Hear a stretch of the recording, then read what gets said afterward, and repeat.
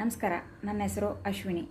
ಇವತ್ತಿನ ವಿಷಯ ನಮ್ಮನ್ನು ನಾವು ಒಪ್ಕೊಳ್ಳೋದು, ಎಕ್ಸೆಪ್ಟೆನ್ಸ್ ಮತ್ತು ಆತ್ಮವಿಶ್ವಾಸ ಮಾತಾಡೋಣ. ಒಂದು ಘಟನೆನ ಹೇಳ್ತೀನಿ. BMTC ಬಸ್ನಲ್ಲಿ ಹೋಗ್ತಾ ಇದ್ದೆ. ಒಂದು 15 ವರ್ಷದ ಮುಂಚೆ ಒಂದು ಅಕ್ಕ ಕೂತ್ಕೊಂಡಿದ್ರು. ಮೋಸ್ಟ್ಲಿ ಒಂದು ಅರ್ಧ ತಲೆವರೆಗೂ ಸುಟ್ಟೋಗಿತ್ತು. ಮುಖದಲ್ಲಿ ಕಣ್ಣಿತ್ತು, ಹುಬ್ಬಿರಲಿಲ್ಲ, ಮೂಗಿತ್ತು, ನಮ್ಮ ಮೂಗಿನ ಅರ್ಧ ಸೈಜಲ್ಲಿತ್ತು. ತುಟಿ ಅಂತ ಏನಿರಲಿಲ್ಲ, ಅದಕ್ಕೊಂದು ತೂತು ಮಾಡಿದರು, ಮೋಸ್ಟ್ಲಿ ಆಹಾರ ತೊಗೊಳೋದಕ್ಕೆ ಅಂತ. ಸಂಪೂರ್ಣವಾಗಿ ಸುಟ್ಟೋಗಿದ್ರು. ಆದರೆ ಆಕೆ ಕಣ್ಣಿತ್ತಲ್ಲ, ಅದು ಬ್ರೈಟಾಗಿ ಶೈನಿಂಗಲ್ಲಿತ್ತು. ಪಕ್ಕದಲ್ಲಿ ಕುತ್ಕೊಂಡಿರೋ ಆಂಟಿಗೆ ತಡ್ಕೊಳಕ್ಕಾಗಲಿಲ್ಲ. ಆಕೆಯನ್ನು ಮಾತಾಡಿಸಿದ್ರು, ಏನಾಯಿತು ಏನು ಅಂತ. ಆಕೆ ಎಕ್ಸ್ಪ್ಲೇನ್ ಮಾಡಿದರು. ಆ ಅಕ್ಕ ಹೇಗೆ ಗೊತ್ತಾ, ಆ ಘಟನೆಯಲ್ಲಿ ಅವ್ರಿಗೆ ಆಗಿರೋದೇ ಏನೂ ಇಲ್ವೇನೋ, ಅವ್ರು ದೂರದಲ್ಲಿ ನಿಂತ್ಕೊಂಡು ನೋಡ್ತಾ ಇದ್ದಾರೇನೋ, ಬೇರೆ ಯಾರಿಗೋ ಆಗಿರೋದನ್ನು ಎಕ್ಸ್ಪ್ಲೇನ್ ಮಾಡ್ತಾ ಇದ್ದಾರೇನೋ ಅಂತ ಎಕ್ಸ್ಪ್ಲೇನ್ ಮಾಡ್ತಾ ಇದ್ದಾರೆ.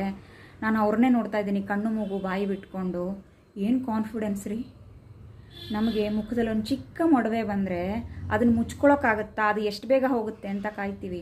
ಆ ಅಕ್ಕ ಪಬ್ಲಿಕ್ ಟ್ರಾನ್ಸ್ಪೋರ್ಟ್ನಲ್ಲಿ ಧೈರ್ಯವಾಗಿ ಹತ್ಕೊಂಡಿದ್ದಾರೆ, ಏನಾಗಿದೆ ಅಂತ ಹೇಳ್ತಾ ಇದ್ದಾರೆ. ಎಂಥ ಸಂತೋಷ ಆಯಿತು ರೀ ನನಗೆ. ಸ್ವಲ್ಪನೂ ಬೇಜಾರಿರಲಿಲ್ಲ.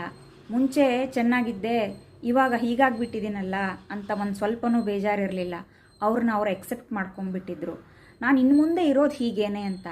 ಅವ್ರಿಗೆ ಬದುಕಿದ್ದೀನಲ್ಲ ಅಂತ ಲೈಫಲ್ಲಿ ಒಂದು ಥ್ಯಾಂಕ್ಫುಲ್ನೆಸ್, ಒಂದು ಗ್ರೇಟ್ಫುಲ್ನೆಸ್ ಇತ್ತು. ಮುಖ ಮುಚ್ಕೊಂಡಿರಲಿಲ್ಲ, ಸಂಪೂರ್ಣವಾಗಿ ವಿಸಿಬಲ್ ಇದ್ದರು. ನಾವು ಸಂಪೂರ್ಣವಾಗಿ ಅವ್ರನ್ನ ನೋಡ್ಬೋದಾಗಿತ್ತು.